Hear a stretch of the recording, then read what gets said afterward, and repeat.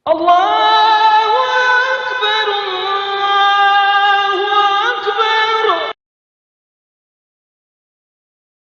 Kita kena ingat, ya Allah, Engkau bagi tahu kepada kami, ya Allah, bahwa nyawa ini, bahwa hidup ini bila-bila masa boleh mati, bahwa hamba itu bila-bila masa boleh mati. Aku takut, ya Allah, ketika aku tengah melakukan maksiat, kemudian pada saat itu Engkau ambil ruhku, ya Allah, sebelum aku bertaubat. Bila kita mengingat demikian, maka insya Allah kita akan terhindar daripada perbuatan maksiat. Bismillahirrahmanirrahim. Assalamualaikum warahmatullahi wabarakatuh. Alhamdulillahilladzi hadana bi ta'atihi wa jazarna an ma'siyatihi wa ashhadu an la ilaha illallah iqraran bi wahdaniyatihi wa ashhadu anna Muhammadan abduhu wa rasuluh, amma ba'du. Hadirin jamaah muslimin wal muslimat rahimakumullah. Alhamdulillah, puji syukur kita kehadirat Allah atas segala nikmat-nikmat yang telah diberikan kepada kita, sehingga dengan nikmat-nikmat itu Allah berikan kesempatan kepada kita untuk senantiasa hadir di dalam masjidnya yang tidak lain adalah lis-sholati, guna melaksanakan ibadah sholat yang tentunya kita kerjakan dengan cara berjamaah. Semoga masjid yang sekarang kita duduk di dalamnya ini kelak di hadapan Allah akan menjadi salah satu saksi bahwa kita selama hidup di dunia termasuk golongan orang-orang yang soleh dan solehah. Amin ya rabbal alamin. Para jamaah yang dirahmati oleh Allah, pada pertemuan malam hari ini kita akan membahas perihal tentang satu nasihat yang sama disampaikan oleh Syekh Nawawi Al-Bantani yang ditulis di dalam kitabnya yang bernama Nashaihul Ibad. Beliau Syekh Nawawi mengutip perkataan daripada Sayyidina Umar, Innallaha ta'ala katama sittatan fi sittatin. Sungguh Allah merahasiakan 6 perkara di dalam 6 perkara. Jadi ada 6 perkara yang ini menjadi rahasia Allah yang tidak diketahui oleh siapapun. Apa saja 6 perkara itu? Yang pertama, kata beliau, katama ar-ridha fi ta'atin. Yang pertama, Allah merahasiakan ridha di dalam taat-taat yang dikerjakan oleh hamba-hambanya. Allah merahasiakan ridhonya pada satu atau pada taat yang dikerjakan oleh kita. Taat yang mana yang oleh Allah ridhoi? Adakah taat yang berupa ibadah salat kita? Apakah ibadah berupa ibadah puasa kita, zakat kita, atau haji kita? Atau bahkan taat-taat yang sifatnya sunnah ataupun remeh? Kita tidak tahu di mana ridho yang oleh Allah berikan kepada kita.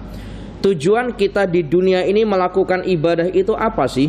Tujuan kita melakukan ibadah ini tidak lain adalah untuk mendapati ridha Allah.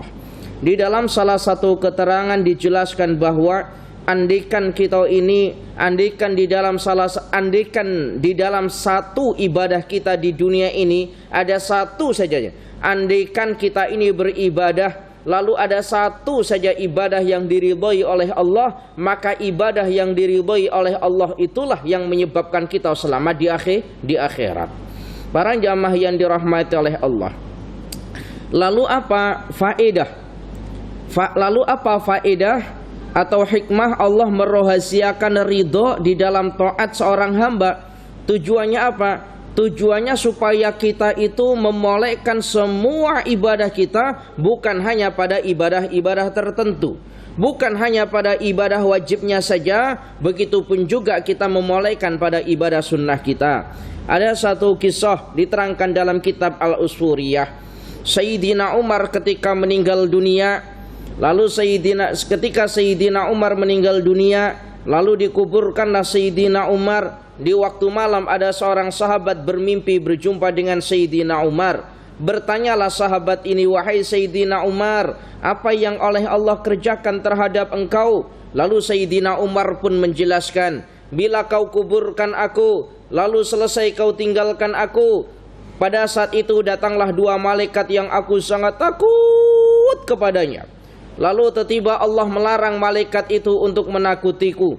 Lalu sahabat ini bertanya, sebab apa Allah memberikan belas kasihan kepada engkau? Apakah kerana sifat adilmu di dunia? Bukan. Apakah kerana ibadahmu? Juga bukan. Lalu kerana apa wahai Sayyidina Umar sehingga Allah berikan belas kasihan kepada engkau? Sahabat Umar pun menceritakan, dulu pernah ada seorang budak-budak bermain seekor burung. Burung itu dibuat main sehingga lemas nak mati. Aku kasihan dengan burung itu. Asbab aku kasihan dengan burung itu, lalu aku beli burung itu dan aku terbangkan. Kerana aku berbelas kasihan dengan seekor burung itu, maka Allah pun berbelas kasihan kepadaku di alam kuburku. Masya Allah.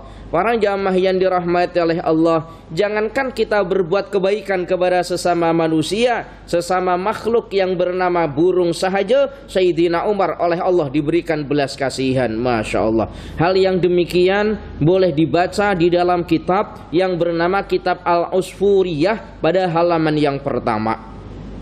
Para jamaah yang dirahmati oleh Allah. Kemudian yang kedua, jadi Allah rahasiakan ridho kita ini, Allah merahasiakan ridho di dalam taat ini ya supaya tadi itu kita melaksanakan dengan molek semua ibadah-ibadah sekecil apapun kita laksanakan dengan molek. Para jamaah yang dirahmati oleh Allah. Para jamaah yang dirahmati oleh Allah. Kemudian jadi kualitas ibadah kita para jamaah, kualitas ibadah wajib kita itu jangan sampai terkalahkan dengan kualitas ibadah sunnah kita. Ini perhatikan mulai-mulai ini. Kualitas ibadah wajib yang kita kerjakan itu jangan sampai dikalahkan kualitinya atau tidak lebih molek kualitinya dibandingkan dengan ibadah sunnah. Bagaimanapun ibadah wajib itu tetap harus kita jaga kualitinya. Sampai-sampai dalam perkara ibadah wajib itu begini. Orang sholat 5 waktu itu hukumnya wajib. Orang tidak boleh sholat dengan cara duduk selagi dia masih boleh berdiri. Maknanya bagaimana? Orang sholat fardu ya harus dengan cara berdiri, kecuali dia ada uzur, boleh dengan cara duduk.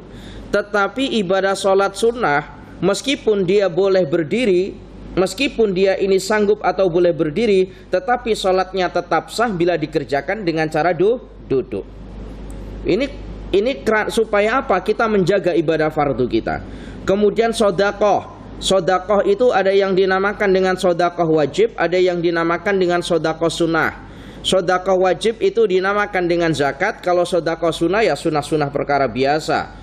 Sedekah wajib atau zakat itu diperuntukkan untuk asnaf yang 8. Salah satu daripada asnaf yang 8. Tidak sah kita zakat apabila keluar daripada asnaf yang 8. Tetapi sedekah sunnah siapapun boleh kita beri. Orang kaya pun boleh kita beri. Jadi kalau semisal di masjid ini ada orang bersedekah, bukan zakat ya, bersedekah, umpama makanan ataupun minuman, lalu diletak di belakang masjid, itu kan tidak ada ditulis khusus bagi yang fakir miskin, kan nggak ada. Semua orang boleh ambil, kaya miskin boleh ambil. Coba bayangkan kalau ditulis khusus bagi yang miskin yang ambil, saya yakin nggak ada yang ambil, malu orang nak ambil. Nah, nih para jamaah yang dirahmati oleh Allah. Nah ini nanti para jamaah, sekarang ini bulan Muharram tarikh berapa sekarang? 6 apa 7? 6. Bulan 6. Ada satu keterangan pada bulan Muharram, pada tarikh 10 Muharram, itu ada amalan-amalan yang biasa dikerjakan oleh para ulama. Yang pertama, memperbanyak sedekah. Khasnya diberikan kepada anak yatim. Yang pertama. Kemudian yang kedua adalah amalan-amalan ini, yang pertama ini banyak dikerjakan oleh kalangan kita atau di antara kita. Yang kedua ini adalah menambah uang belanja kepada istrinya. Nah ini menambah uang belanja kepada istrinya. Ada satu keterangan, memang ada satu keterangan, dan ini hadis, sesiapa yang membahagiakan keluarganya pada tarikh 10 Muharram tersebut, maka Allah akan menanggung atau mencukupi rizkinya selama 1 tahun penuh. Ini biasa kita amalkan nggak yang kedua ini? Tolong yang istri yang dengar, yang hadir itu, nanti kalau 10 Muharram ingatkan suaminya. Nah ini apa, untuk menambah uang belanja. Nah ini diamalkan, ini memang oleh para ulama itu diamalkan. Saya sendiri bertahun-tahun itu kalau sudah 9 Muharram itu selalu diingat, Bang jangan lupa ya 10 Muharram. Tahu dah apa maksudnya ini. Para jamaah yang dirahmati oleh Allah. Yang kedua yang oleh Allah rahasiakan adalah, yang kedua begini, nanti para jamaah kalau semisal kita nak jemput atau nak bagi sumbangan kepada anak-anak yatim, minta maaf ini ya, kalau kita nanti semisal nak bagi sumbangan ke anak yatim, kita jemput ke rumah kita atau ke masjid, tolong jangan dipublikasikan, jangan diambil gambar lalu diletak dalam Facebooknya, lalu ditulis sumbangan terhadap anak yatim. Anak yatim ini atau budak-budak yang tidak punya ayah atau tidak punya mak, dia ini berusaha bagaimana untuk lupa kenangan dengan mak ayah dia, iya kan? Berusaha untuk melupakan. Kalau dia masih ingat-ingat maka akan tersiksa, maksudnya akan tersiksa rindu dan seterusnya. Mereka akan berusaha melupakan kenangan-kenangan bersama maknya itu. Sebab statusnya sebagai anak yatim. Nah kalau semisal kita ambil gambar, lalu kemudian kita lalu kemudian kita letak dalam Facebooknya, WhatsAppnya dan seterusnya, maka bila-bila masa anak yatim ini akan boleh melihat. Paham ya ini ya? Akan melihat, dan nanti ketika sudah besar atau ketika sudah statusnya itu sudah jadi orang dewasa, maka mungkin dia akan malu, oh dulu saya anak yatim dibagi, nah semacam itu. Itu status, jadi status keyatimannya itu cukuplah kita dengan dia yang tahu, tidak sampai kita publikasikan. Sebab itu kasihan pada psikolog anaknya itu sendiri, itu kasihan kita. Itu psikolog pada anaknya, mungkin malu dan seterusnya. Para jamaah yang dirahmati oleh Allah. Kemudian yang kedua yang oleh Allah rahasiakan, kata Sayyidina Umar, wa katamal ghadaba fi ma'siyatin. Allah merahasiakan amarahnya. Allah merahasiakan ghadab atau amarahnya pada suatu maksiat yang dikerjakan oleh hambanya. Allah merahasiakan amarah mana yang oleh Allah atau musibah mana yang oleh Allah berikan kepada kita, asbab maksiat yang kita kerjakan. Itu oleh Allah rahasiakan. Tujuannya apa? Allah merahasiakan amarahnya di dalam maksiat-maksiat yang dikerjakan oleh hambanya, supaya hambanya ini, supaya kita ini perhati dan menjaga betul perihal tentang perkara maksiat, baik berupa maksiat kecil ataupun berupa maksiat besar. Kalau Allah tidak merahasiakan, seumpama semisal hanya maksiat zina saja yang oleh Allah akan berikan ghadabnya atau marahnya, maka mungkin kita akan berani melakukan maksiat-maksiat yang lain. Para jamaah yang dirahmati oleh Allah, ada satu keterangan begini, bagaimana supaya kita itu boleh terhindar daripada melakukan perbuatan maksiat. Maka setiap hati kita hendak melakukan perbuatan maksiat, kita kena ingat, ya Allah, Engkau bagi tahu kepada kami, ya Allah, bahwa nyawa ini, bahwa hidup ini bila-bila masa boleh mati, bahwa hamba itu bila-bila masa boleh mati. Aku takut, ya Allah, ketika aku tengah melakukan maksiat, kemudian pada saat itu Engkau ambil ruhku, ya Allah, sebelum aku bertaubat.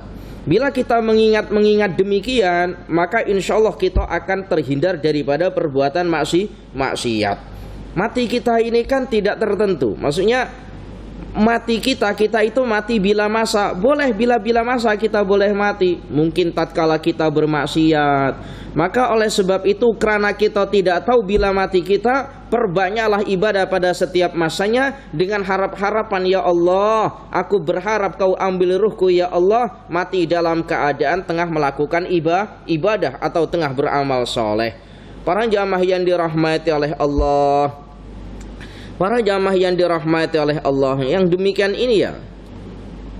Begitupun kalau semisal kita itu berpikir, ya Allah, kematian itu boleh bila-bila masa datang ya Allah. Lalu sudah dikumandangkan azan. Kalau kita punya konsep demikian, kita selalu ingat akan kematian. Dikumandangkan azan, Allahu Akbar, Allahu Akbar. Lalu hati kita berkata, ya Allah, Engkau sudah memanggilku ya Allah. Aku berkesempatan untuk melaksanakan sholat ya Allah. Aku nak segera mungkin melaksanakan sholat, sebab aku ada masa sekarang untuk melaksanakan sholat. Takut-takut aku tunda-tunda sholatku, ternyata Kau ambil dulu ruhku sebelum aku melaksanakan sholat. Maka yang demikian ini bermaksiat. Orang yang oleh Allah sudah, orang yang ada kesempatan untuk melaksanakan sholat tetapi dia tunda-tunda, lalu dia tidak sempat melaksanakan sholat karena mati, maka orang ini bermaksiat. Paham ini ya? Hati-hati ini. Jadi orang ini santai, maksudnya waktunya sudah luang, sudah masuk waktu sholat, dan dia boleh melaksanakan sholat, tetapi dia tunda-tunda tanpa adanya sebab. Nantilah. Akhirnya sebelum sholat dia mati. Maka yang demikian ini hakikatnya dia bermaksiat. Para jamaah yang dirahmati oleh Allah, para jamaah yang dirahmati oleh Allah, ada begini. Dalam salah satu keterangan itu ada keterangan begini: al-ajalatu minasyaiton. Tergesa-gesa atau terburu-buru, sama ya, tergesa-gesa dengan terburu-buru ya. Al-ajalatu minasyaiton, tergesa-gesa atau terburu-buru itu termasuk perbuatan syaiton atau termasuk sebagian daripada sifat syaiton. Tetapi terburu-burunya atau tergesa-gesanya seseorang untuk melaksanakan ibadah sholat, ini justru menandakan suatu ibadah. Bukan sholatnya yang tergesa-gesa, tetapi tergesa-gesa hendak cepat-cepat melaksanakan sholat. Bukan sholat cepat-cepat. Beda ya ini ya. Ayo, beda kan? Jadi nak cepat-cepat melakukan sholat, kita luang, saya nak cepat ini melakukan sholat. Bukan cepat-cepat dalam sholat. Kalau cepat-cepat dalam sholat tarawih 7 menit, nah itu cepat-cepat dalam sholat. Nah ini para jamaah yang dirahmati oleh Allah, ada beberapa perkara yang sunnah untuk dicepatkan. Itu termasuk diantaranya tadi itu melakukan ibadah sholat yang pertama. Yang kedua, bukan sholatnya ya, tapi kita cepat-cepat untuk melaksanakan sholat atau sholat di awal waktu. Kemudian yang kedua itu, yang disunahkan untuk mempercepatnya adalah apabila kita punya anak perempuan, yang anak perempuan kita itu sudah waktunya menikah, maka cepatkanlah untuk dinikahkan, jangan ditunda-tunda. Yang kedua. Kemudian yang ketiga adalah ketika kita punya hutang, lalu kita berkesempatan atau sudah ada uang untuk membayar hutang tersebut, maka cepatlah bayar hutangnya. Para jamaah yang dirahmati oleh Allah. Kemudian yang ketiga yang oleh Allah rahasiakan adalah, yang ketiga apa? Yang ketiga adalah wa katamal lailatal qadri, wa katamal lailatal qadri fi syahri ramadhana. Allah merahasiakan malam Lailatul Qadar pada bulan Ramadan. Tidak ada yang tahu malam Lailatul Qadar itu datangnya tarikh berapa, tetapi banyak keterangan mengatakan bahwa malam Lailatul Qadar itu datangnya adalah pada tarikh 10 terakhir daripada bulan Ramadan. Khasnya pada malam-malam yang ganjil, 21, 23, 25, kemudian berapa, 27 dan seterusnya.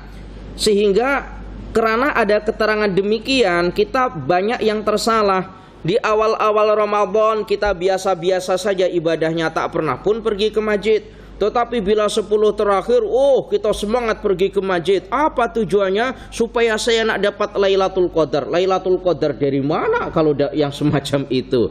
Diterangkan oleh para ulama, termasuk ciri-ciri orang yang mendapat malam Lailatul Qadar itu pada malam pertama sampai malam terakhirnya dia memperbaiki kualitas ibadahnya, bukan hanya setakat daripada 10 akhir daripada bulan Ramadan. Para jamaah yang dirahmati oleh Allah, para jamaah yang dirahmati oleh Allah, wa'lam anna mudha'afatal ajri lil a'mali takunu bi asbabin. Dalam salah satu keterangan itu diterangkan begini, wa'lam anna mudha'afatal ajri lil a'mali takunu bi asbabin. Ketahuilah bahwa dilipat gandakan pahala pada suatu amal itu karena adanya sebab. Dilipat gandakan pahala pada suatu amal itu karena adanya sebab. Sebab itu diantaranya apa saja? Sebab itu diantaranya adalah syarafuz zamani, karena mulianya waktu atau karena mulianya masa. Kasyahri Ramadhana, seperti halnya bulan Ramadan. Ibadah-ibadah yang kita kerjakan pada bulan Ramadan itu jauh lebih besar ibadahnya dibandingkan dengan ibadah yang sama yang kita kerjakan selain daripada bulan Ramadan. Ada satu hadis daripada Ibnu Huzaimah, tapi hadis ini tingkatannya dhaif. Hadis yang bersumber daripada Ibnu Huzaimah, tapi hadis ini dhaif. Ustadz, kalau hadis dhaif kenapa harus disampaikan? Hadis dhaif ini kan tidak boleh diamal. Para jamaah yang dirahmati oleh Allah, orang yang kata demikian itu salah. Hadis dhaif itu boleh diamal kecuali hadis itu berkenaan dengan akidah. Kalau hadis itu berkenaan dengan akidah kemudian tingkatannya dhaif, maka tidak boleh diamal. Hadis dhaif itu macam mana Ustadz? Begini. Hadis itu ada namanya hadis sahih, ada hadis hasan, ada hadis dhaif, ada hadis yang mana yang munqati'. Hadis dhaif ini macam mana? Hadis dhaif ini umpama begini. Ada seorang sahabat meriwayatkan hadis, menceritakan hadis. Lalu sahabat ini menceritakan hadis sampai kepada baginda Nabi sallallahu alaihi wasallam. Tetapi sahabat yang merawikan hadis ini, sahabat yang meriwayatkan hadis ini itu dhaif, lemah dari segi apa? Mungkin dia ini ingatannya tidak kuat. Ingatannya tidak kuat. Kemudian ilmunya tidak mencukupi untuk meriwayatkan hadis. Maka yang demikian ini dinamakan dengan hadis dhaif. Maka penting kita mengetahui sanad-sanad hadis atau perawi-perawi hadis itu sangat penting. Kalau hadis munqati' itu bagaimana? Kalau hadis munqati' itu artinya kalau dhaif itu artinya lemah, kalau munqati' itu artinya terputus. Ada sahabat merawikan hadis daripada sahabat tidak sampai kepada baginda Nabi sallallahu alaihi wasallam. Tidak diketahui sahabat yang mana yang meriwayatkan hadis ini, yang mana riwayat hadis ini terus sampai kepada baginda Nabi, itu tidak diketahui, maka dinamakan dengan hadis munqati' atau hadis yang terputus. Para jamaah yang dirahmati oleh Allah, Ibnu Huzaimah meriwayatkan bahwa satu amalan, ini hadisnya dhaif, satu amalan sunnah yang dikerjakan pada bulan Ramadan itu sama dengan amalan wajib yang dikerjakan selain daripada bulan Ramadan. Masya Allah. Dan satu amalan fardu yang dikerjakan pada bulan Ramadan itu sama atau setara dengan 70 amalan fardu yang dikerjakan selain daripada bulan Ramadan. Masya Allah. Jadi umpama kita bersedekah di bulan Ramadan, itu ya umpama amalan atau pahalanya itu ya umpama kita membayar zakat pada selain bulan Ramadan. Para jamaah yang dirahmati oleh Allah, Masya Allah, ya kita amal. Karena yang demikian ini ya memang ada hadis, ada dasarnya, ada hadis yang sahihnya bahwa amalan-amalan di bulan Ramadan itu pahalanya akan dilipat gandakan. Begitu juga dengan jadi amalan-amalan kebaikan yang dikerjakan pada bulan Ramadan, Allah akan melipatkan pahala kebaikan kepadanya. Pun juga sama, maksiat-maksiat yang dikerjakan pada bulan Ramadan, Allah juga akan melipat gandakan dosanya karena kemuliaan bulan Ramadan tersebut. Para jamaah yang dirahmati oleh Allah, di dalam salah satu riwayat disebutkan bahwa suhuf Ibrahim, ini perihal tentang kemuliaan bulan Ramadan. Suhuf itu apa? Suhuf itu artinya lembaran. Ini kalau Al-Quran ini disebut dengan, kalau semisal ini Al-Quran, nah ini disebut dengan Al-Quran ini satu begini. Tetapi kalau lembaran-lembaran satu-satu itu disebut dengan mushaf atau suhuf. Nabi Ibrahim itu oleh Allah tidak diberikan kitab tetapi diberikan suhuf berupa lembaran-lembaran. bukan berupa kitab. Nah, diterangkan bahwa suhuf Ibrahim itu oleh Allah diberikan pada awal bulan Ramadan. Pada awal bulan Ramadan. Kemudian ada namanya kitab yang dinamakan dengan kitab Taurat. Kitab Taurat itu oleh Allah diturunkan pada hari ke-6 daripada bulan Ramadan. Kemudian ada kitab Zabur. Kitab Zabur oleh Allah diturunkan pada hari yang ke-12 daripada bulan Ramadan. Ada kitab Injil. Kitab Injil oleh Allah diturunkan pada hari yang ke-13 daripada bulan Ramadan. Semua kitab-kitab Allah oleh Allah turunkan pada bulan Ramadan karena mulianya bulan Ramadan. Al-Quran sendiri oleh Allah turunkan pada bulan Ramadan. Tarikh berapa? 17 Ramadan, yang biasa kita peringati dengan istilah nuzulul Quran. Tetapi riwayat yang lain mengatakan 24 Ramadan. Entah 17 atau 24 Ramadan, yang terpenting Al-Quran turunnya pada bulan Ramadan. Karena mulianya bulan Ramadan. Masya Allah. Jadi tadi suhuf Ibrahim awal mula bulan Ramadan, tarikh pertama bulan Ramadan. Kemudian kitab Zabur, kemudian kitab Taurat oleh Allah diturunkan pada hari yang ke-6. Kemudian kitab Zabur pada tarikh yang ke-12, kemudian kitab Injil pada tarikh yang ke-13, kemudian Al-Quran pada tarikh yang ke-17 pada bulan Ramadan. Masya Allah. Hal ini diterangkan dalam kitab apa, Ustadz? Diterangkan dalam kitab Dzurratun Nasihin. Boleh baca dalam kitab Dzurratun Nasihin. Halaman berapa, Ustadz? Cari sendiri. Nanti kalau Ustadz ditanya sampai halaman-halaman berapa, payah dah nih. Cari sendiri. Para jamaah yang dirahmati oleh Allah. Para jamaah yang dirahmati oleh Allah. Ini kan menunjukkan mulianya bulan Ramadan. Di dalam salah satu hadis baginda Nabi Muhammad sallallahu alaihi wasallam menjelaskan, ini sepatutnya saya terangkan sebelum bulan Ramadan, tapi tidak mengapa. Untuk persiapan kita Ramadan tahun yang akan datang. Kalau ingat. kalau ingat. Idza kana awwalu lailatin min ramadhana yaqulullahu ta'ala man dalladzi yuhibbuna fanuhibbuhu wa man dalladzi yatlubuna fanatlubuhu wa man dalladzi yastaghfiruna fanaghfiru lahu bi hurmati ramadhana. Kata baginda Nabi, idza kana awwalu lailatin, apabila datang awal malam daripada bulan Ramadan. Datang awal malam pada bulan Ramadan. Tarikh 1 Ramadan itu contoh ya, kalau dalam bulan Hijriah tarikh 1 itu dihitung semenjak daripada waktu maghrib. Kalau Masehi itu kan pukul 12. Kalau Hijriah itu pada waktu maghrib. Nah, bila datang awal malam, awal daripada bulan Ramadan, yaqulullahu ta'ala, Allah berkata, Allah berfirman, man dalladzi yuhibbuna fanuhibbuhu, kata Allah, sesiapa yang mencintai aku, maka aku pun mencintainya. Nah, bukti cinta kita kepada Allah ya dengan senangnya datangnya bulan Ramadan. Wa man dalladzi yatlubuna fanatlubuhu, dan barang siapa yang menghendaki aku, dan barang siapa yang menghendaki sesuatu kepadaku, maka aku pun juga berkehendak kepadanya. Maka pada bulan Ramadan itu dinamakan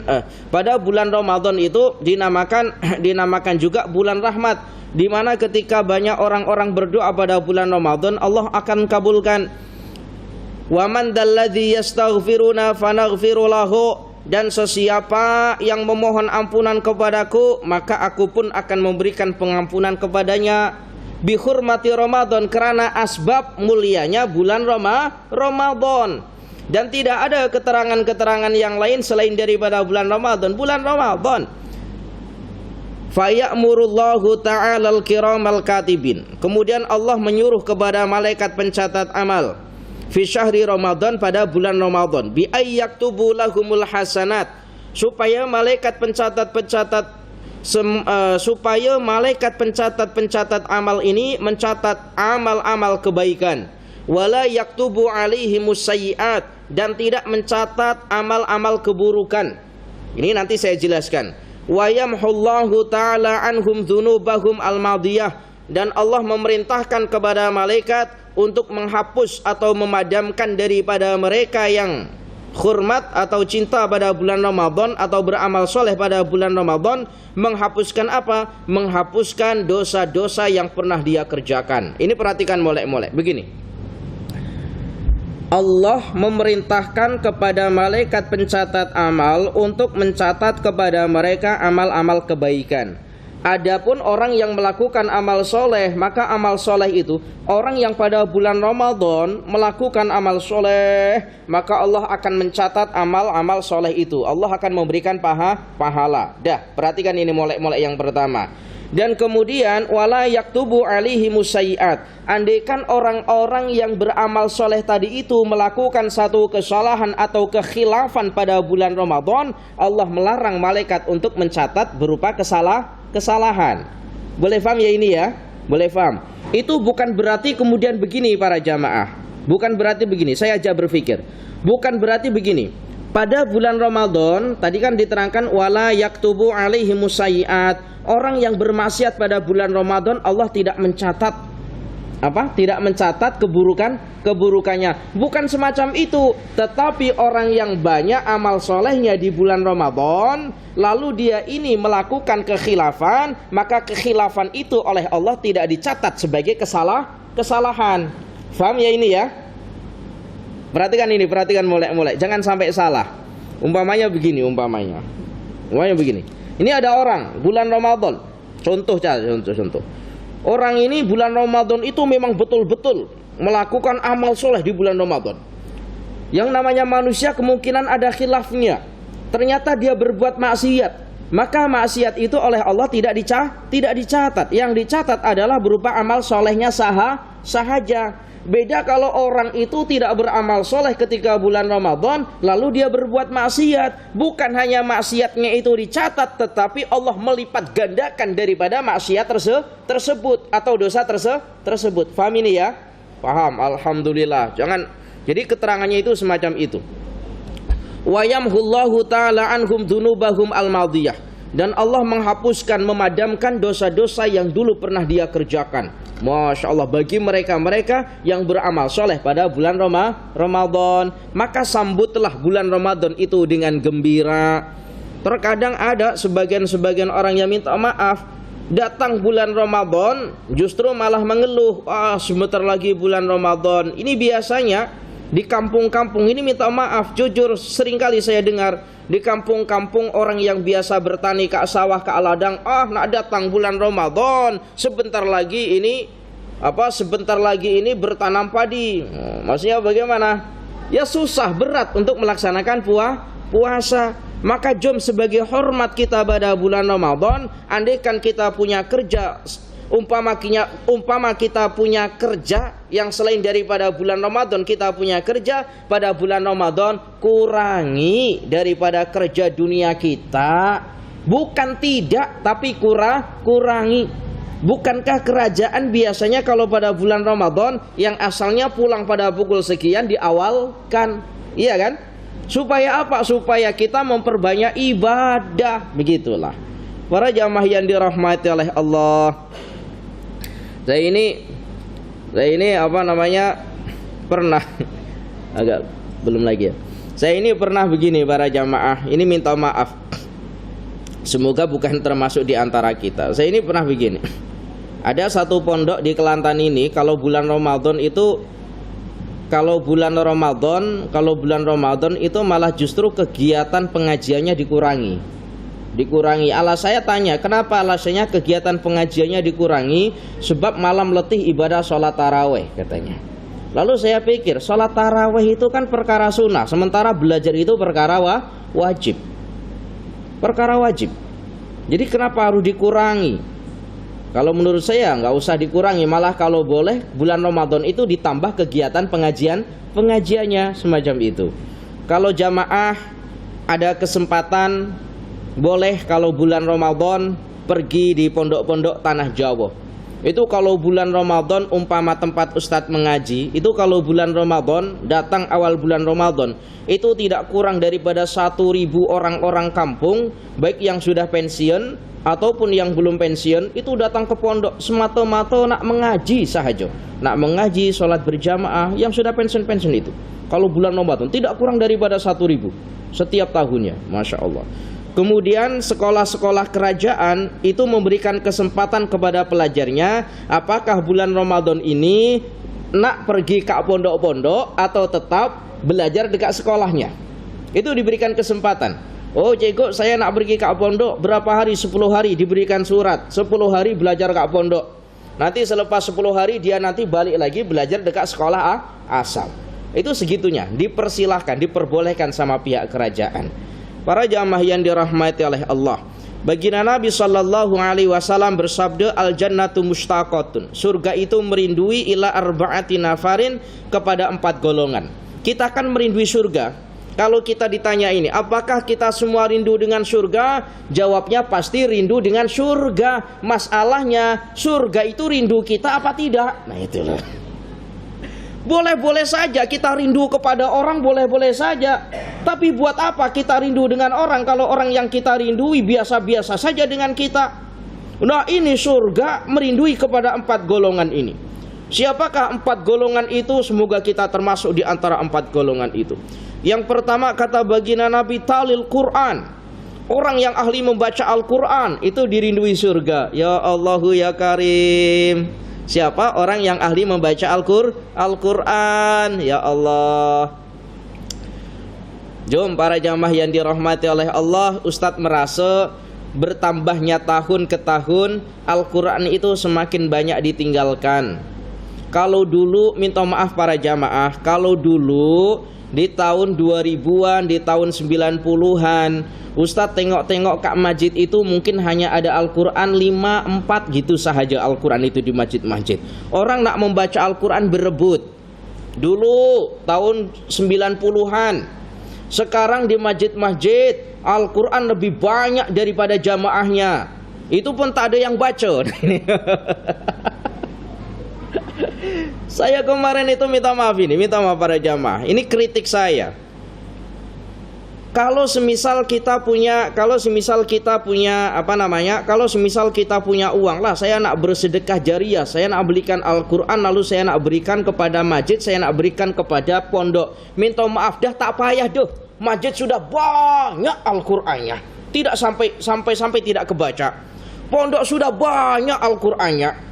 Tahun kemarin di pondok Ustaz mengajar, beratus Al-Quran, orang wakaf Al-Quran itu beratus. Gak kebaca sebab memang semuanya sudah punya Al-Quran. Akhirnya apa? Kita berikan kepada orang-orang yang memang orang itu nak memerlukan Al-Quran. Para jamaah yang dirahmati oleh Allah, dah tak payah. Daripada tidak terpajang. Para jamaah yang dirahmati oleh Allah. Kemudian yang kedua, yang dirindukan surga siapa? Yang dirindukan surga yang kedua adalah wahafidhil lisan. Orang yang menjaga lisan. Menjaga lisan daripada apa? Ya tentu menjaga lisan daripada perkara-perkara yang tidak baik. Perkara-perkara yang tidak baik yang disebabkan karena lisan itu berupa apa? Ya banyak sekali. Bahkan ada satu keterangan, banyak-banyaknya ahli neraka nanti disebabkan karena lisan. Berkata bohong, lisan. Menghibah, membicarakan keburukan orang lain, apa lisan. Fitnah, lisan. Maka lisan kita ini, para jamaah yang dirahmati oleh Allah, sumber daripada kecelakaan lisan kita ini. Ya Allah ya Karim. Para jamaah yang dirahmati oleh Allah, jaga lisan kita daripada perkara-perkara tadi. Berkata bohong, mengumpat, menghibah, membicarakan keburukan orang lain. Jauhi. Kemudian yang ketiga, yang dirindukan oleh surga adalah wa mut'imil ji'an. Wa mut'imil ji'an, orang yang memberikan makan terhadap orang yang lapar. Di sini bahasanya bukan wa mut'imil miskin, wa mut'imil masakin atau wa mut'imil fuqara'in, misal bukan, tetapi wa mut'imil ji'an, artinya memberikan makan kepada orang yang lapar. orang yang lapar itu apakah harus berupa orang miskin atau orang fakir? Jawabnya tidak. Orang kaya pun boleh lapar. Kaya itu kan ketika dia berada di rumah. Kalau berada di luar, seumpama dia tengah dalam perjalanan, lalu dia tidak bawa uang, lalu dia nak makan tak ada uang, nak minum tak ada uang, bagaimana kayanya di rumah, tapi dalam keadaan yang semacam ini tetap dalam keadaan miskin. Maka perbedaan antara sedekah wajib dengan sedekah sunnah, kalau sedekah wajib tadi Ustadz jelaskan di awal itu adalah berupa zakat. Sedekah wajib itu diberikan kepada tertentu golongan atau yang dinamakan dengan asnaf yang 8. Tetapi kalau sedekah sunnah itu siapapun boleh menerima, sekalipun itu orang kaya boleh. Para jamaah yang dirahmati oleh Allah, saya ini pernah ditanya begini, Ustadz, di masjid kami ini ada berkorban. Masjid ini ada berkorban. Ini entah jamaah setuju atau tidak. Di masjid kami ini ada berkorban. Kebetulan orang-orang muslimnya itu kebetulan di kampung saya ini ada sebagian orang yang bukan muslim. Tapi korbannya ini banyak. Apakah boleh dagingnya diberikan kepada orang yang bukan muslim? Gimana jawabnya? Enggak boleh. Ya, jawabnya enggak boleh ya, enggak boleh. Para jamaah yang dirahmati oleh Allah, daging korban itu ya untuk yang namanya korban at-taqarrubu ilallah. Korban bermakna mendekatkan diri kepada Allah. Bermakna bagaimana? Bermakna ya semuanya itu berkenaan dengan Allah.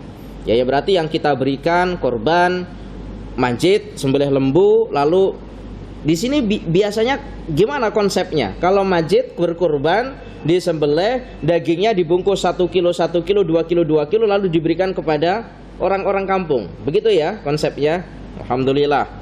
Sebab ada yang orang berkorban itu konsepnya bukan semacam itu. Masjid hanya tempat untuk penyembelihan saja. Orang 7 berkorban dengan satu bagian, artinya 7 bagian 1 lembu. Lembu disembelih, orangnya datang bawa baldi. Maksudnya apa? Dagingnya itu 1 lembu itu dibagi 7 lalu dibawa balik. Mananya apa? Masjid hanya tempat untuk penyembelihan saja. Itu tak betul, yang semacam itu tak betul. Yang betul ya tadi itu, dagingnya diberikan kepada orang-orang sekitar. Nah Ustadz begini, bagaimana kalau di kampung kita itu semisal 50% orang muslim, yang 50% itu orang yang bukan muslim. Ini contoh.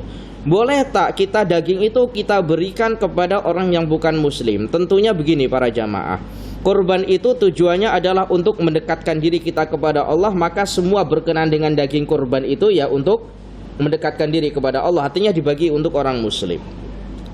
Tetapi boleh kita membagi kepada orang yang bukan muslim. Tetapi konsepnya begini.